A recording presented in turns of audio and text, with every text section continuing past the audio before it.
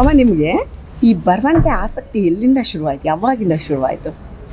ನಾನು ಅಕ್ಷರ ಕಲಿತಾಗ್ಲಿಂದಾನೆ ನನ್ನ ಪ್ರೈಮರಿ ಶಾಲೆಯ ನನ್ನ ಎಜುಕೇಷನ್ ಆಗ್ತಾ ಇದ್ದಂತೆಯೇ ನಾನು ಬರವಣಿಗೆ ಶುರು ಮಾಡಿದೆ. ಅದು ಭಾಳ ಕ್ರಿಯೇಟಿವ್ ಬರವಣಿಗೆ ಇರಲಿಲ್ಲ, ಆದರೆ ಆ ಸಂದರ್ಭಕ್ಕೆ ಒಂದು ಮಗು ಬರೆಯಬಹುದಾದಂಥ ಒಂದು ಕ್ರಿಯೇಟಿವ್ ರೈಟಿಂಗ್ ಏನಿತ್ತು ಅದ್ರ ಪ್ರಕಾರನೇ ಇತ್ತು. ಬರ್ತಾ ಬರ್ತಾ ರೂಢಿಸ್ಕೊಂಡೆ ಹಾಗೆ. ನೀವು ವೃತ್ತಿನಲ್ಲಿ ವಕೀಲೆ? ಹೌದು. ಸೊ ಈ ಪಾಠೇ ಬೇರೆ, ಆ ಪಾಠೇ ಬೇರೆ, ಎ ಸಪ್ರೇಟ್ ಓ ಸಪ್ರೇಟ್. ಸೊ ಇದು ಹೆಂಗೆ? ಇದು ತುಂಬ ಭಾವನಾತ್ಮಕ ಜಗತ್ತು. ಹೌದು, ಕೆಲಸ ಮಾಡೋದು ಕ್ಷೇತ್ರ ಬಂದ್ಬಿಟ್ಟು ಅದು ಅಲ್ಲಿ ತುಂಬ ಪ್ರಾಕ್ಟಿಕಲ್ ಆಗಿರುವಂಥ ಒಂದು ಸಿಚುಯೇಷನ್. ಹೆಂಗೆ ಹ್ಯಾಂಡಲ್ ಮಾಡ್ತೀರಾ ಇದೆಲ್ಲ? ಎರಡರಲ್ಲಿಯೂ ಕೂಡ ಒಂದು ಸೃಜನಶೀಲತೆ ಇದೆ, ಕ್ರಿಯೇಟಿವಿಟಿ ಇದೆ. ಕತೆ ಬರೆಯೋದ್ರಲ್ಲೂ ಕೂಡ ಒಂದು ಕ್ರಿಯೇಟಿವಿಟಿ ಇದೆ. ಮತ್ತು ಈ ಒಂದು ಲೀಗಲ್ ಆಸ್ಪೆಕ್ಟ್ಸ್ ಮತ್ತು ಲೀಗಲ್ ರಿಲೀಫ್ ಕಂಡುಕೊಳ್ತಕ್ಕಂಥ ಪ್ರಕ್ರಿಯೆ ಏನಿದೆ ಅದರಲ್ಲೂ ಕೂಡ ಒಂದು ಕ್ರಿಯೇಟಿವಿಟಿ ಇದೆ. ಮತ್ತು ಆ ಒಂದು ಕತೆ ಬರೆಯೋದ್ರಲ್ಲೂ ಕೂಡ ಜೀವಗಳು ತುಡಿತಾ ಇರ್ತವೆ, ಮಿಡಿತಾ ಇರ್ತವೆ. ಈ ಲಾ ಫೀಲ್ಡ್ನಲ್ಲಿಯೂ ಕೂಡ ಜೀವಗಳು ಅದೇ ರೀತಿ ತುಡಿತಾ ಮಿಡಿತಾ ಇರ್ತವೆ.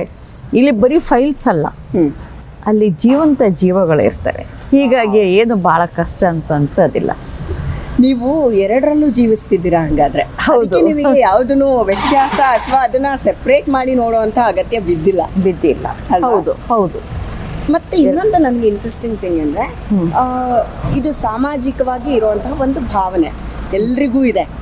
ನಿಮ್ಮ ಒಂದು ಕ್ಯಾಟಗರಿನಲ್ಲಿ, ನಿಮ್ಮ ಒಂದು ಜನಾಂಗದಲ್ಲಿ ಹೆಣ್ಣು ಮಕ್ಕಳಿಗೆ ತುಂಬಾ ರೆಸ್ಟ್ರಿಕ್ಷನ್ಸ್ ಇದೆ ಅನ್ಕೊಂಡಿದ್ದಾರೆ. ಈಗ ಹಾಗೇನಿಲ್ಲ, ಇತ್ತು ಕಾಲದಲ್ಲಿ, ಇನ್ನೂ ಕೆಲವು ಕಡೆಗಳಲ್ಲಿ ಇದೆ, ಈಗಲೂ ಇದೆ. ಆದರೆ ಬಹುತೇಕ ಹೆಣ್ಮಕ್ಳು ಅವರು ತುಂಬಾ ಕ್ರಿಯೇಟಿವ್ ಆಗಿ ಇವತ್ತು ನೋಡ್ತೀರಾ ಯೂನಿವರ್ಸಿಟಿಗಳಲ್ಲಿ ಒಂದು 8-10 ಗೋಲ್ಡ್ ಮೆಡಲ್ಸ್ ತಗೊಳ್ತಾ ಇದ್ದಾರೆ ಮುಸ್ಲಿಂ ಹೆಣ್ಮಕ್ಳು. ಮತ್ತು ಎಲ್ಲ ಫೀಲ್ಡ್ನಲ್ಲಿಯೂ ಕೂಡ ಒಂದು ರೈಸಿಂಗ್ ಬಿಯಾಂಡ್ ದ ಸೀಲಿಂಗ್ ಅಂತ RBTC ಅಂತ ಒಂದು ವಿಮೆನ್ಸ್ ಆರ್ಗನೈಸೇಷನ್ ಇದೆ, ಮುಸ್ಲಿಂ ವಿಮೆನ್ಸ್ ಆರ್ಗನೈಸೇಷನ್. ಅವರು 100 ಕ್ರಿಯೇಟಿವ್ ವಿಮೆನ್ ಅಂತ ಹೇಳ್ಬಿಟ್ಟು ಒಂದು ಬುಕ್ಕೆ ತಂದಿದ್ದಾರೆ. ಅದರಲ್ಲಿ I am happy to see even Bijapur ಕಡೆಯ ಒಬ್ಬ ಹೆಣ್ಮಗಳು ಕಮಾಂಡೋ ಆಗಿ ವರ್ಕ್ ಮಾಡ್ತಾರೆ. ರೇರೆಸ್ಟ್ ಆಫ್ ದಿ ರೇರ್ ಫೀಲ್ಡ್ಸಲ್ಲಿ ದೇ ಗೋ ಇನ್ವಾಲ್ವ್ಡ್. ಹೀಗಾಗಿ ಒಂದು ಕಾಲದಲ್ಲಿ ಇತ್ತು, ಈಗ ಅಂತಹ ರಿಸ್ಟ್ರಿಕ್ಷನ್ಸ್ ಏನಿಲ್ಲ. ಆದರೆ ಒಂದು ಅವ್ರು ಹಿಜಾಬ್ ಹಾಕ್ಕೊಂಡು ಎಲ್ಲ ಫೀಲ್ಡಲ್ಲೂ ಕೂಡ they are penetrating like anything. ಅದು ವಾಸ್ತವತೆ. ಈಗಿಂದ ಬಿಟ್ಬಿಡಿ, ನಿಮ್ಮ ಕಾಲದಲ್ಲಿ ಇದ್ದ ಚಾಲೆಂಜಸ್ಗಳೇನು ನಿಮಗೆ ಸ್ವತಃ, ನಿಮಗೆ ಪರ್ಸನಲ್? ನನಗೆ ಭಾಳ ಚಾಲೆಂಜಸ್ ಇತ್ತು ಅಲ್ವಾ? ನನಗೆ ಭಾಳ ಚಾಲೆಂಜಸ್ ಇತ್ತು. ಚಿಕ್ಕ ಡ್ರೆಸ್ ಹೌದು ಹೌದು. ಆಕೆಗೂ ಪಾಪ ತುಂಬಾ ಚಾಲೆಂಜಸ್ ಇತ್ತು. ಸಾನಿಯಾ ಮಿರ್ಜಾಗೆ ಅವರಿಗಿತ್ತು ಅಂದ್ರೆ ನಿಮಗೆ ನಿಮ್ಮ ಕಾಲದಲ್ಲಿ ಇನ್ನೆಷ್ಟು ಇರಬೇಕು? ಹೌದು. ಬರವಣಿಗೆನೇ ಬಂಡಾಯ. ಬರವಣಿಗೆ ಯಾಕೆ ಬರಿಬೇಕು? ಬರವಣಿಗೆನೇ ಬಂಡಾಯ.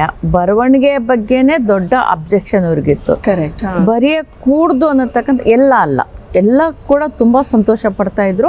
ಬಹುತೇಕ ಮುಸ್ಲಿಂ ಸಮುದಾಯದ ಜನ ಪುರುಷರು ಕೂಡ ನನ್ನ ಕ್ರಿಯೇಟಿವಿಟಿ ಬಗ್ಗೆ ಸಂತೋಷ ಪಡ್ತಾ ಇದ್ರು, ನನಗೆ ಬೆಂಬಲ ಕೊಡ್ತಾ ಇದ್ರು. ಎ ಹ್ಯಾಂಡ್ಫುಲ್ ಆಫ್ ಪೀಪಲ್ ಎಲ್ಲರೂ ಕೂಡ ಟ್ರಬಲ್ ಮೇಕರ್ಸ್ ಇದ್ದೇ ಇರ್ತಾರೆ. ಹೀಗಾಗಿ ಅವರು ಅನವಶ್ಯಕವಾದಂಥ ಚಾಲೆಂಜಸ್ ಕ್ರಿಯೇಟ್ ಮಾಡಿದರು.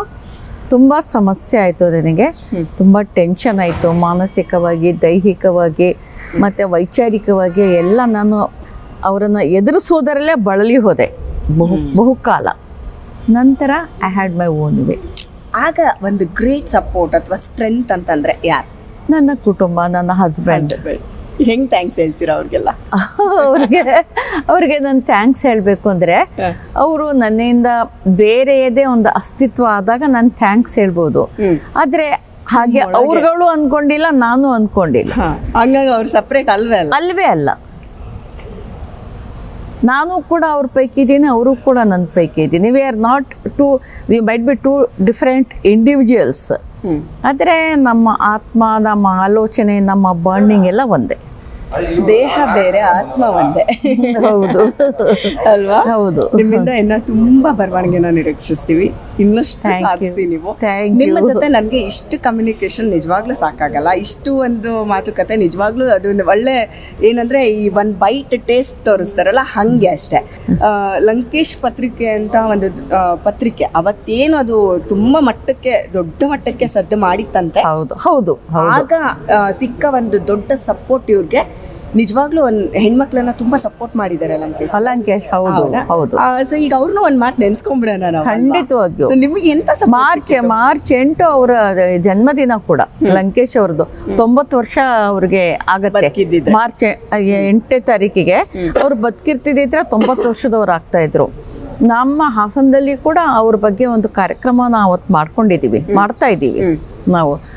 ಮತ್ತೆ ಅವ್ರಿಗೆ ಸೂಕ್ತವಾದಂಥ ಒಂದು ಗೌರವವನ್ನು ಸಲ್ಲಿಸಲೇಬೇಕು. ಅವರು ಬಹಳ ವಿಶಿಷ್ಟವಾದ ವಿನೂತನವಾದ ಮತ್ತು ಇಡೀ ದೇಶಕ್ಕೆ ಯಾಕೆ ಇಡೀ ಪ್ರಪಂಚಕ್ಕೆ ಮಾದರಿ ಆಗ್ಬೋದಾದಂಥ ಪತ್ರಿಕೋದ್ಯಮವನ್ನು ಮಾಡಿದರು ಅವರು. ಮತ್ತು ಅವರೇನು ಜಾಸ್ತಿ ಮಾತಿನಲ್ಲಿ ಘೋಷಣಾತ್ಮಕವಾಗಿ ಹೇಳದೇ ಇದ್ದರೂ ಕೂಡ ತುಂಬ ಒಂದು ಹಿಂದುಳಿದ ವರ್ಗದ ಮುಸ್ಲಿಮರ ಪೈಕಿ ಮತ್ತು ತಳ ಸಮುದಾಯದ ಜನರನ್ನು ಅವರು ತಮ್ಮ ಈ ಎಲ್ಲ ರೀತಿಯ ಜರ್ನಲಿಸ್ಟಿಕ್ ರೈಟಿಂಗ್, ಬರವಣಿಗೆ ಮತ್ತು ಸಾರ್ವಜನಿಕ ಕ್ಷೇತ್ರಕ್ಕೆ ಬರೋದಕ್ಕೆ ಅವ್ರು ತುಂಬ ಎನ್ಕರೇಜ್ ಮಾಡಿದರು. ಅವಕಾಶಗಳನ್ನು ಕೂಡ ಕೊಟ್ಟರು ಅವರು. ಅವರ ಒಂದು ಫಸ್ಟ್ ಮೀಟ್ ಅಥವಾ ಫಸ್ಟ್ ನೀವು ಅವ್ರಿಗೆ ಕಣ್ಣಿಗೆ ಬಿದ್ದಿದ್ದು ಅಥವಾ ಅವ್ರು ನಿಮ್ಮನ್ನು ಸಿಕ್ಕಿದ್ದು ಹೆಂಗೆ ಅದನ್ನೊಂಚೂರು ನಾವು ಆಗ ಹೌದು. ಆಗ ನಾನು ಮನೆಯಲ್ಲೇ ಇದ್ದೆ. ನನಗೆ ನನ್ನ ಮಗಳು ಆಯಿಷಾ ಹುಟ್ಟಿದ್ಲು. ಸುಮಾರು ಅವಳು ಹುಟ್ಟಿ 1 ತಿಂಗಳಾಗಿತ್ತು. ನಾನು ಮನೆಯಲ್ಲೇ ರೆಸ್ಟ್ನಲ್ಲಿದ್ದೆ. ಆಗ ನನ್ನ ಗಂಡ ಲಂಕೇಶ್ ಪತ್ರಿಕೆ ಫಸ್ಟ್ ಟೈಮ್ ಆಗ 81ರಲ್ಲಿ ನನಗೆ ಅದರ ಮೊದಲ ಸಂಚಿಕೆಯನ್ನು ತಂದುಕೊಟ್ರು. ನಂತರ ನಾನು ಅದನ್ನು ಓದಿದಾಗ ಆ ವಿಶಿಷ್ಟ ಶೈಲಿ ಮೊದಲಿಂದಲೂ ನನಗೆ ಲಂಕೇಶ್ ತುಂಬಾ ಪ್ರಿಯವಾಗಿದ್ದಂಥವ್ರು. ಅವ್ರನ್ನ ನೋಡಿಯೂ ಇರಲಿಲ್ಲ ನಾನು. ಆದರೆ ಅವರ ಫಿಲಮ್ಸ್ ಎಲ್ಲಿಂದಲೋ ಬಂದವರು ಆ ಥರದ್ದೆಲ್ಲ ಎಕ್ಸ್ಪೆರಿಮೆಂಟಲ್ ಫಿಲಮ್ಗಳನ್ನು ನಾನು ತುಂಬ ನೋಡ್ತಾ ಇದ್ದೆ. ಅವರ ಬರವಣಿಗೆಯನ್ನು ಮೆಚ್ತಾ ಇದ್ದೆ. ಆಗ ನನಗೆ ನನ್ನ ಗಂಡ ಪತ್ರಿಕೆಯನ್ನು ತಂದು ಕೊಟ್ಟಂಥ ಸಂದರ್ಭದಲ್ಲಿ 81ನಲ್ಲಿ ನಜ್ಮಾ ಬಾಂಗೆ ಅನ್ನತಕ್ಕಂಥ ಒಬ್ಬ ಮುಸ್ಲಿಂ ಹೆಣ್ಮಗಳು ಬಿಜಾಪುರದಲ್ಲಿದ್ಲು.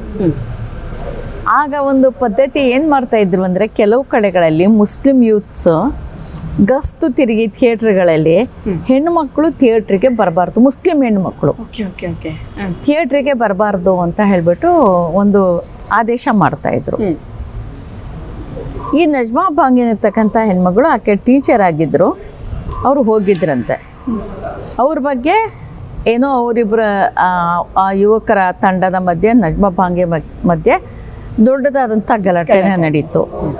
ಆಮೇಲೆ ಇವ್ರು ಯಾವ ಮಟ್ಟಕ್ಕೆ ಹೋದರು ಅಂದರೆ, ಆಕೆ ಮನೆಗೆ ನೀರು ಸರಬರಾಜು ಆಗ್ತಾ ಇದ್ದಂಥ ನಲ್ಲಿಯ ಸಂಪರ್ಕವನ್ನು ತಪ್ಪಿಸ್ಬಿಟ್ರು.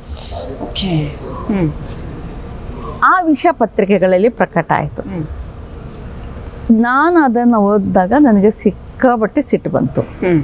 ಇಷ್ಟು ಒಂದು ವಿಲಿಫಿಕೇಷನ್ ಮಾಡ್ತಾರ, ಇಷ್ಟೊಂದು ಒಂಥರ ಹಾಂಟ್ ಮಾಡ್ತಾರ ಒಬ್ಬ ಹೆಣ್ಮಗಳನ್ನ, ಇಷ್ಟೊಂದು ಕ್ರೌರ್ಯದಿಂದ ಆಕೆ ಜೊತೆ ವರ್ತನೆ ಮಾಡ್ತಾರಂತ ನಾನು ಒಂದು ಲೇಖನನ ಅಲ್ಲೇ ಬಾಣಂತಿಯಾಗಿದ್ದೆ, ಅಲ್ಲೇ ಹಾಸಿಗೆ ಮೇಲೆ ಕೂತ್ಕೊಂಡು ಒಂದು ಲೇಖನವನ್ನು ಬರೆದು, ಆಗ ಇಷ್ಟೆಲ್ಲ ಡಿಜಿಟಲ್ ಕಮ್ಯುನಿಕೇಷನ್ ಇರಲಿಲ್ಲ, ನಾನು ಲಂಕೇಶ್ ಪತ್ರಿಕೆಗೆ ಪೋಸ್ಟ್ ಮಾಡಿದೆ. ಪೋಸ್ಟ್ ಮಾಡಿದ ಒಂದು ನೆಕ್ಸ್ಟ್ ಸಂಚಿಕೆ ಏನಿತ್ತು ಅದರಲ್ಲೇ ಅದು ಪ್ರಕಟ ಆಗೋಯ್ತು. ಸೂಪರ್. ಅವರಿಗೆ ಇಷ್ಟ ಆಯ್ತು ಲಂಕೇಶ್ಗೆ ಬರವಣಿಗೆ ಶೈಲಿ, ಬರವಣಿಗೆ ಸ್ಟೈಲ್, ನನ್ನ ಧ್ವನಿ, ನಾನು ಹೇಳಿದಂಥ ವಿಚಾರ ಎಲ್ಲ ಅವ್ರಿಗೆ ಇಷ್ಟ ಆಯಿತು.